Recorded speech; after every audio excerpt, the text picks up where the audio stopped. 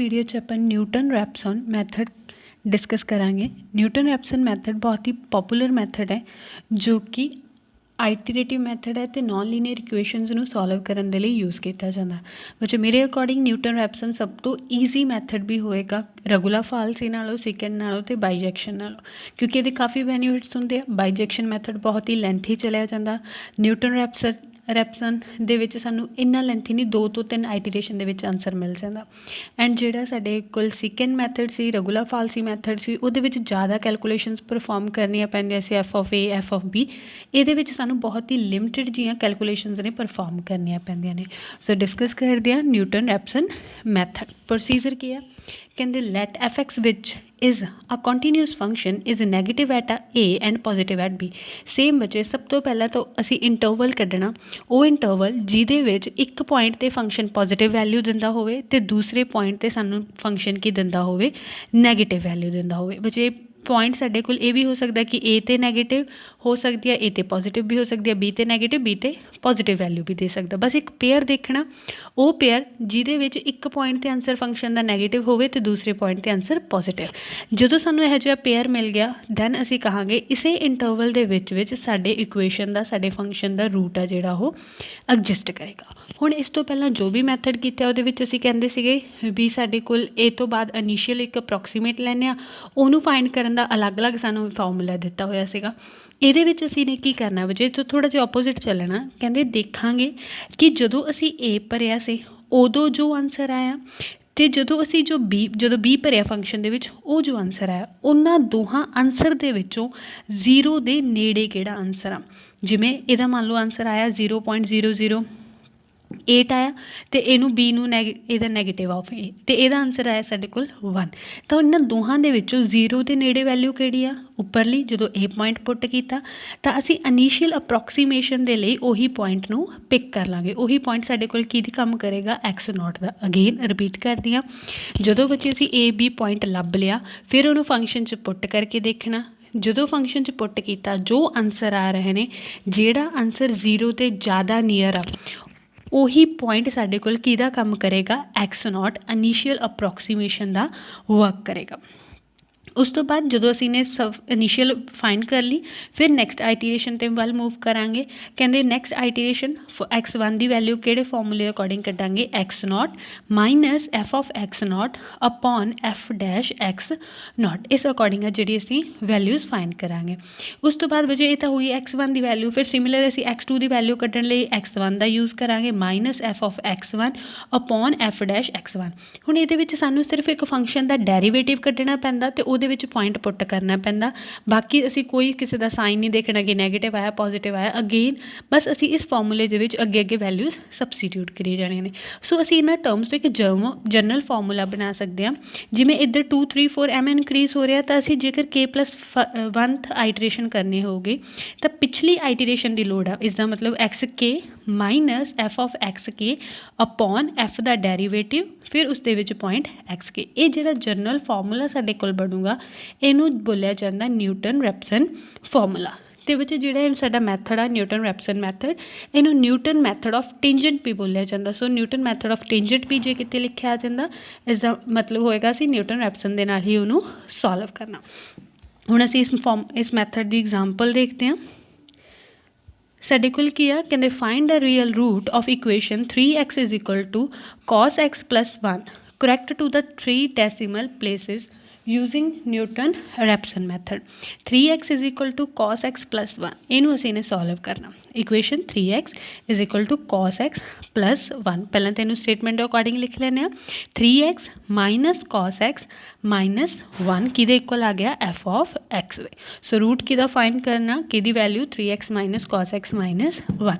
ਬੱਚੇ ਸਮ ਨੂੰ ਸੋਲਵ ਕਰਨ ਤੋਂ ਪਹਿਲਾਂ ਸਾਨੂੰ ਜੇ ਅਸੀਂ ਕੈਲਕੂਲੇਟਰ 'ਤੇ ਇਹਨੂੰ ਪਰਫੋਰਮ ਕਰ ਰਹੇ ਹਾਂ, ਕੈਲਕੂਲੇਟਰ 'ਤੇ ਅਸੀਂ ਕੈਲਕੂਲੇਸ਼ਨਸ ਦੇ ਕੱਢ ਰਹੇ ਹਾਂ ਤਾਂ ਉਹਦੇ ਵਿੱਚ ਕੁਛ ਸੈਟਿੰਗ ਕਰਨੀ ਪੈਗੀ।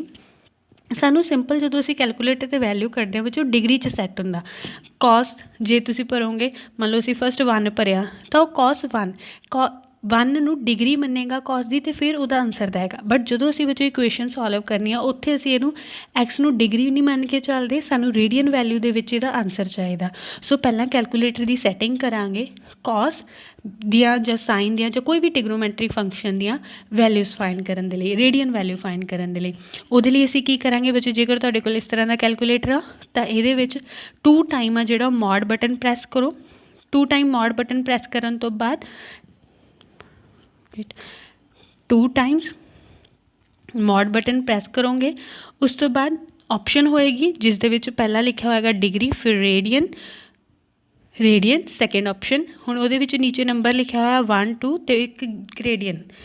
ਤੁਸੀਂ 2 ਪ੍ਰੈਸ ਕਰੋਗੇ, ਜਦੋਂ ਬੱਚੇ 2 ਪ੍ਰੈਸ ਕੀਤਾ ਤਾਂ ਤੁਹਾਨੂੰ ਕੈਲਕੂਲੇਟਰ ਦੇ ਉੱਪਰ ਸ਼ੋ ਹੋਏਗਾ R। ਹੁਣ ਜੋ ਵੀ ਤੁਸੀਂ ਵੈਲਿਊ ਕੱਢੋਗੇ ਉਹ ਤੁਹਾਡੀ ਰੇਡੀਅਨ ਦੇ ਵਿੱਚ ਹੋਊਗੀ। ਜਦੋਂ ਤੁਹਾਡੀ ਸੈਟਿੰਗ ਹੋ ਗਈ ਉਸ ਤੋਂ ਬਾਅਦ ਅਸੀਂ ਆਪਣੀ ਐਗਜ਼ਾਮਪਲ ਆ ਜਿਹੜੀ ਉਹ ਸੋਲਵ ਕਰਨ ਲੱਗਾਂਗੇ। ਜੇ ਤੁਸੀਂ ਬੱਚੇ ਸਿੰਪਲ ਫੋਨ ਦੇ ਵਿੱਚ ਕੈਲਕੂਲੇਟਰ 'ਤੇ ਵੈਲਿਊ ਸੋਲਵ ਕਰ ਰਹੇ ਹੋ ਅਤੇ ਫੋਨ ਦੇ ਵਿੱਚ ਤੁਹਾਡੇ ਕੋਲ ਆ ਜਿਹੜਾ ਐਡਵਾਂਸ ਕੈਲਕੂਲੇਟਰ ਡਾਊਨਲੋਡ ਕੀਤਾ ਹੋਇਆ ਤਾਂ ਉਹਦੇ ਵਿੱਚ ਵੀ ਸੈਟਿੰਗ ਹੁੰਦੀ ਆ। ਜਦੋਂ ਤੁਸੀਂ cos ਦੀ ਵੈਲਿਊ ਕੱਢੋਗੇ ਤੁਹਾਨੂੰ ਡਿਗਰੀ 'ਚ ਚਾਹੀਦੀ ਹੈ ਕਿ ਰੇਡੀਅਨ ਦੀ ਚਾਹੀਦੀ ਆ, ਤਾਂ ਤੁਸੀਂ ਰੇਡੀਅਨ ਵਾਲੀ ਦੇ ਵਿੱਚ ਹੀ ਹਮੇਸ਼ਾ cos ਜਾਂ ਸਾਈਨ ਜੋ ਵੀ ਇਹਦੀ ਫੰਕਸ਼ਨ ਆ ਉਹਦੀ ਵੈਲਿਊ ਫਾਈਂਡ ਕਰੋਗੇ।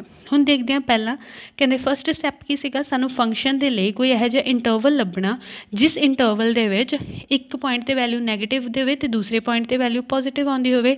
ਤਾਂ ਵੈਸੇ ਅਸੀਂ ਪਹਿਲਾਂ ਤਾਂ ਉਹੀ ਵੈਲਿਊਜ਼ ਨੂੰ ਫਾਈਂਡ ਕਰਾਂਗੇ। Function 3x minus cos x minus 1। ਸਭ ਤੋਂ ਪਹਿਲਾਂ ਅਸੀਂ ਪੁੱਟ ਕੀਤਾ 0, ਜਦੋਂ 0 ਪੁੱਟ ਕੀਤਾ 3 0 ਮਾਈਨਸ cos 0 ਮਾਈਨਸ 1। ਇਹਨੂੰ ਸੋਲਵ ਕੀਤਾ, ਆਨਸਰ ਆਇਆ ਬੱਚੇ ਸਾਡੇ ਕੋਲ -2। -2 ਸਾਡੇ ਕੋਲ ਹੁਣ ਨੈਗੇਟਿਵ ਆਨਸਰ ਆ ਗਿਆ। ਅੱਗੇ ਅਸੀਂ 1 ਪੁੱਟ ਕਰਕੇ ਦੇਖਦੇ ਹਾਂ, ਜਦੋਂ 1 ਪੁੱਟ ਕੀਤਾ 3 ਮਾਈਨਸ cos 1 ਮਾਈਨਸ 1। ਇਹਨੂੰ ਸੋਲਵ ਕੀਤਾ, ਸਾਡੇ ਕੋਲ ਆਨਸਰ ਆ ਰਿਹਾ 1.4596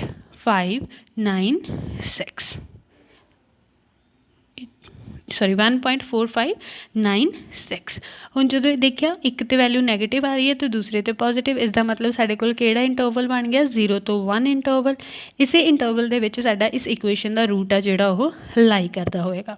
ਹੁਣ ਜਦੋਂ ਅਸੀਂ ਇਹਨੂੰ ਅੱਗੇ ਸੋਲਵ ਕਰਨਾ ਬਚੇ ਤਾਂ ਹੁਣ ਸਾਡੇ ਕੋਲ ਸੀਗਾ ਅਗਲਾ ਸਟੈਪ ਕਿ ਅਸੀਂ ਇਨੀਸ਼ੀਅਲ ਅਪਰੋਕਸੀਮੇਸ਼ਨ ਕੀ ਲੈਣੀ ਆ।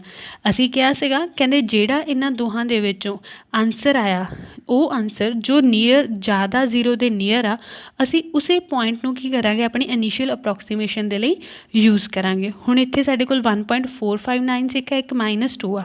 0 ਦੇ ਜ਼ਿਆਦਾ ਨੇੜੇ ਕਿਹੜਾ 1.4596 ਜ਼ਿਆਦਾ ਨੇੜੇ ਆ, ਤਾਂ ਇਸ ਦਾ ਮਤਲਬ ਸਾਡੀ ਇਨੀਸ਼ੀਅਲ ਅਪਰੋਕਸੀਮੇਸ਼ਨ ਦੇ ਲਈ ਪੁਆਇੰਟ ਅਸੀਂ ਕੀ ਲਵਾਂਗੇ, x0 ਦੀ ਵੈਲਿਊ ਕੀ ਲਵਾਂਗੇ 1। ਜਿਸ ਪੁਆਇੰਟ 'ਤੇ ਵੈਲਿਊ ਸਾਨੂੰ 0 ਦੇ ਜ਼ਿਆਦਾ ਨੀਅਰ ਬਣ ਰਹੀ ਆ ਉਹੀ ਸਾਡੀ ਇਨੀਸ਼ੀਅਲ ਅਪਰੋਕਸੀਮੇਸ਼ਨ ਹੋਊਗੀ।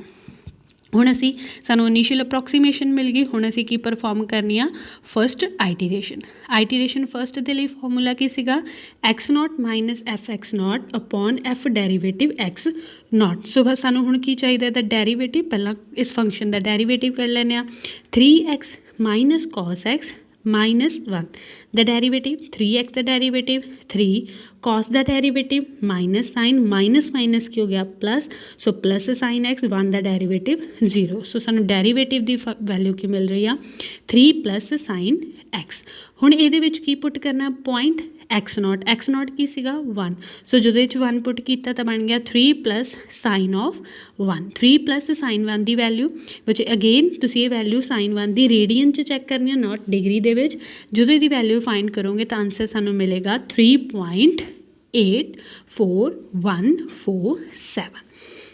ਹੁਣ ਇਸ ਤੋਂ ਬਾਅਦ ਨੈਕਸਟ ਸਾਨੂੰ ਕਿਹਦੀ ਵੈਲਿਊ ਮਿਲ ਗਈ, ਫੰਕਸ਼ਨ ਦੇ ਡੈਰੀਵੇਟਿਵ ਦੀ x0 ਵੀ ਮਿਲ ਗਿਆ and function the value x0 ਤੇ ਸਾਨੂੰ ਪਹਿਲਾਂ ਹੀ ਪਤਾ ਸੀ 1.459698। ਉਸ ਤੋਂ ਬਾਅਦ ਹੁਣ ਅਸੀਂ ਸਾਰੀਆਂ ਵੈਲਿਊਜ਼ ਇਸ ਫਾਰਮੂਲੇ ਦੇ ਵਿੱਚ ਪੁੱਟ ਕਰ ਦਾਂਗੇ, ਸਾਨੂੰ x1 ਦੀ ਵੈਲਿਊ ਮਿਲ ਜਾਏਗੀ x1 ਇਕੁਅਲ ਟੂ x0 ਮਤਲਬ 1 ਮਾਈਨਸ f(x0) ਮਤਲਬ 1.459698 upon first derivative of f at a point x0 3.84174। Solve ਕੀਤਾ ਬੱਚੇ ਸਾਨੂੰ ਆਨਸਰ ਮਿਲ ਰਿਹਾ x ਦਾ 1 ਦਾ 0.62 0016। ਹੁਣ ਇਸ ਤੋਂ ਬਾਅਦ ਬੱਚੇ ਅਸੀਂ ਨਹੀਂ ਭਰ ਕੇ ਦੇਖਣਾ ਅਜੇ ਕਿ ਫੰਕਸ਼ਨ ਦੇ ਵਿੱਚ ਇਹਦੀ ਵੈਲਿਊ ਨੈਗੇਟਿਵ ਆ ਕਿ ਪੋਜ਼ੀਟਿਵ ਆ, ਸਾਨੂੰ ਵੈਲਿਊਜ਼ ਚਾਹੀਦੀਆਂ ਜ਼ਰੂਰ ਨੇ ਬਟ ਉਹ ਨੈਗੇਟਿਵ ਪੋਜ਼ੀਟਿਵ ਦੇਖਣ ਦੇ ਲਈ ਨਹੀਂ, ਬਸ ਅਗਲੀ ਆਈਟੀਰੇਸ਼ਨ ਦੇ ਵਿੱਚ ਪੁੱਟ ਕਰਨ ਦੇ ਲਈ। ਹੁਣ ਜਦੋਂ ਅਸੀਂ ਨੈਕਸਟ ਆਈਟੀਰੇਸ਼ਨ ਪਰਫੋਰਮ ਕਰਨੀ ਆ ਸਾਡੇ ਕੋਲ ਫਾਰਮੂਲਾ ਹੀ ਰਹੇਗਾ ਬੱਚੇ, ਬਸ ਵੈਲਿਊ ਚੇਂਜ ਹੋ ਜਾਣਗੀਆਂ। x2 = x1 minus f of x1 upon f derivative x1। ਹੁਣ x1 ਦੀ ਵੈਲਿਊ ਕਿੰਨੀ ਆਈ ਆ 0.620016। ਹੁਣ ਫੰਕਸ਼ਨ ਦੇ ਵਿੱਚ ਜਦੋਂ ਫੰਕਸ਼ਨ ਕੀ ਸੀ 3x minus cos x minus 1, ਇਹਦੇ ਵਿੱਚ ਪੁਆਇੰਟ ਪੁੱਟ ਕਰ ਦਾਂਗੇ, x ਦੀ ਪਲੇਸ 'ਤੇ ਕੀ ਪੁੱਟ ਕਰ ਦਾਂਗੇ 620016। ਫਿਰ ਉਹਨੂੰ ਸੋਲਵ ਕਰਾਂਗੇ, ਦੇਖਾਂਗੇ ਇਹਦਾ ਆਨਸਰ ਕੀ ਆ ਰਿਹਾ। ਐਂਡ ਇਹਦਾ ਡੈਰੀਵੇਟਿਵ ਆ ਜੋ 3 + sin x, ਉਹਦੇ ਵਿੱਚ ਵੀ x ਦੀ ਥਾਂ 'ਤੇ ਕੀ ਪੁੱਟ ਕਰ ਦਾਂਗੇ 0.620016। ਫਿਰ ਜਿਹੜੇ ਸਾਡੇ ਕੋਲ ਆਨਸਰਸ ਆਉਣਗੇ ਉਹਨੂੰ ਅਸੀਂ ਫਾਰਮੂਲੇ ਦੇ ਵਿੱਚ ਪੁੱਟ ਕਰ ਦਾਂਗੇ। ਆਹ ਵਾਲੀਆਂ ਵੈਲਿਊਜ਼ ਆ ਰਹੀਆਂ ਨੇ ਬੱਚੇ ਸਾਡੇ ਕੋਲ, ਅਤੇ ਜਦੋਂ ਇਹ ਫਾਰਮੂਲੇ ਦੇ ਵਿੱਚ ਅਸੀਂ ਪੁੱਟ ਕੀਤਾ ਤਾਂ ਇਹ ਬਣ ਜਾਏਗਾ x1 ਦਾ ਪਲੇਸ 'ਤੇ 0.620016 ਮਾਈਨਸ 0.046179 ਅਪੋਨ 3.58105। ਸੋਲਵ ਕੀਤਾ, ਸਾਨੂੰ x2 ਦੀ ਵੈਲਿਊ ਮਿਲ ਰਹੀ ਹੈ 0.60712। ਹੁਣ x2 ਦੀ ਵੈਲਿਊ ਆ ਗਈ। ਦੇਖੋ ਅਸੀਂ ਆਈਟੀਰੇਸ਼ਨ ਉਦੋਂ ਤੱਕ ਪਰਫੋਰਮ ਕਰਦੇ ਰਹਿੰਦੇ ਹਾਂ ਜਦੋਂ ਤੱਕ ਜਦ ਤੱਕ ਉਹਦੀ ਰਿਕੁਆਇਰਡ ਐਕੂਰੇਸੀ ਤੱਕ ਸਾਨੂੰ ਆਨਸਰ ਨਹੀਂ ਮਿਲ ਜਾਂਦਾ, ਜਾਂ ਫਿਰ ਸਾਡੇ ਪਿਛਲੇ ਐਟਲੀਸਟ 3 ਡਿਜਿਟ ਮੈਚ ਨਹੀਂ ਹੋ ਜਾਂਦੇ। ਹੁਣ ਸਾਨੂੰ ਇੱਥੇ ਸਟੇਟਮੈਂਟ ਦੇ ਵਿੱਚ ਆਲਰੇਡੀ ਗਿਵਨ ਸੀਗਾ ਕਿ ਅਸੀਂ 3 ਡੈਸੀਮਲ ਪਲੇਸਿਸ ਤੱਕ ਹੀ ਉਹਨੂੰ ਸੋਲਵ ਕਰਨਾ, ਸੋ ਸਾਨੂੰ 3 ਇਹਦੇ ਪਲੇਸਿਸ 3 ਡਿਜਿਟ ਪੁਆਇੰਟ ਤੋਂ ਬਾਅਦ ਦੀਆਂ ਮੈਚ ਕਰਨੀਆਂ ਪੈਣਗੀਆਂ, ਬਟ ਅਜੇ ਤੱਕ ਸਾਡੇ ਕੋਲ ਸਿਰਫ 2 ਡਿਜਿਟ ਮੈਚ ਹੋ ਰਹੀਆਂ ਨੇ 6060, ਅਜੇ ਸਿਰਫ 6 ਮੈਚ ਹੋ ਰਿਹਾ। ਤਾਂ ਅਗਲੀ ਆਈਟੀਰੇਸ਼ਨ ਹੋਰ ਪਰਫੋਰਮ ਕਰਦੇ ਹਾਂ। ਹੁਣ ਅਗਲੀ ਆਈਟੀਰੇਸ਼ਨ ਦੇ ਲਈ ਫਾਰਮੂਲਾ ਕੀ ਹੋਏਗਾ x3 = x2 minus fx2 upon first derivative at x2।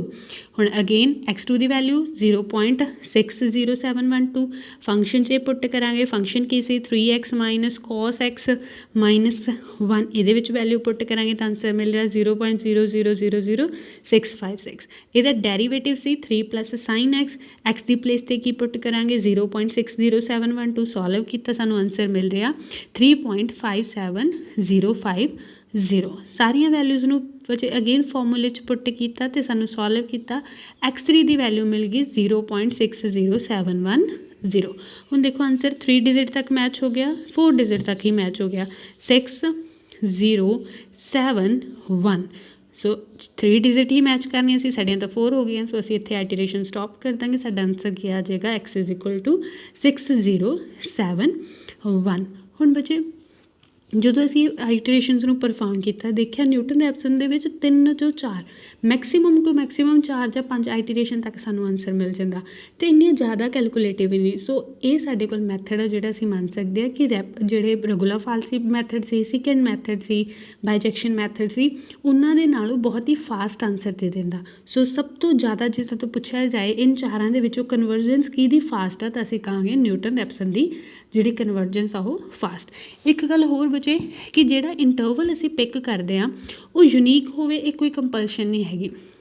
ਮਤਲਬ ਜਿਵੇਂ ਹੁਣ ਅਸੀਂ ਇੰਟਰਵਲ ਦੇ ਵਿੱਚ 0 ਤੋਂ 1 ਦੇ ਵਿੱਚ ਇਹਦੀ ਵੈਲਿਊ ਚੈੱਕ ਕੀਤੀ, ਮੇ ਬੀ ਤੁਹਾਨੂੰ ਕੋਈ ਹੋਰ ਇਹੋ ਜਿਹਾ ਪੇਅਰ ਵੀ ਮਿਲ ਸਕਦਾ ਸੀ ਜਿਹਦੇ ਵਿੱਚ ਇਹਦੀ ਵੈਲਿਊ ਇੱਕ ਪੁਆਇੰਟ 'ਤੇ ਨੈਗੇਟਿਵ ਅਤੇ ਦੂਸਰੇ 'ਤੇ ਪੋਜ਼ੀਟਿਵ, ਅਤੇ ਤੁਸੀਂ ਉਸ ਇੰਟਰਵਲ ਨੂੰ ਲੈ ਕੇ ਸੋਲਵ ਕਰਨ ਲੱਗ ਜਾਓ ਤਾਂ ਵੀ ਬੱਚੇ ਤੁਹਾਡਾ ਗਲਤ ਨਹੀਂ ਹੋਏਗਾ।